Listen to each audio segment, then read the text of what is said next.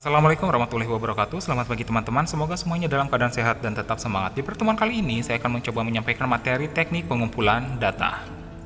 Beberapa contoh teknik pengumpulan data, adanya observasi, di mana teknik observasi lumrah dilakukan oleh peneliti baik dalam riset sosial, riset kualitatif lebih sering menerapkan observasi ketimbang dengan kuantitatif.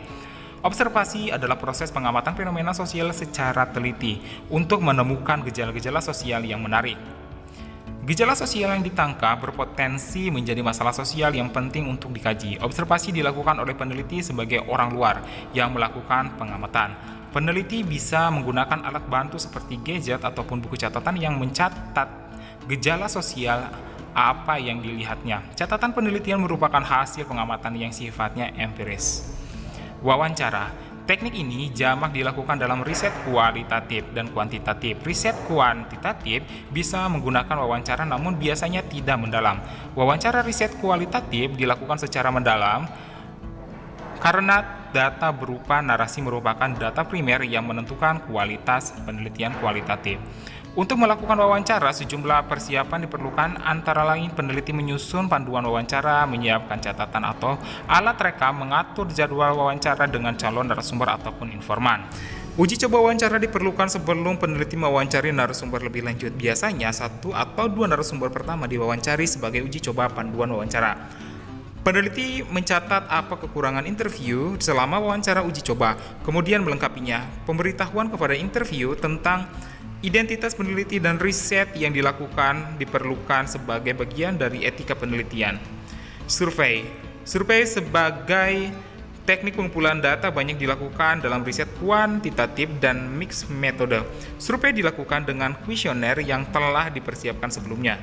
Sama seperti teknik wawancara, peneliti sebaiknya melakukan uji coba kuesioner terlebih dahulu terhadap 1 atau 2 informasi sebelum melakukan survei lebih lanjut. Etika penelitian juga diperlukan oleh peneliti selama survei. Proses survei sangat tergantung pada struktur dan konten kuesioner yang dibagikan.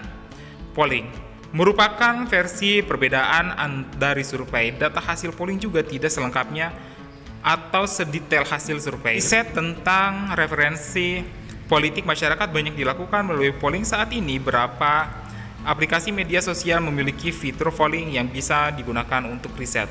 Studi literatur. Riset bersifat kumulatif, artinya peneliti yang akan dilakukan selayaknya memiliki rujukan pada penelitian yang dilakukan sebelumnya. Teknik pengumpulan data dengan studi literatur sangat menentukan kualitas penelitian. Semakin lengkap penelitian sebelumnya yang dilibatkan dalam rancangan penelitian, semakin kuat kredibilitas proposal penelitian.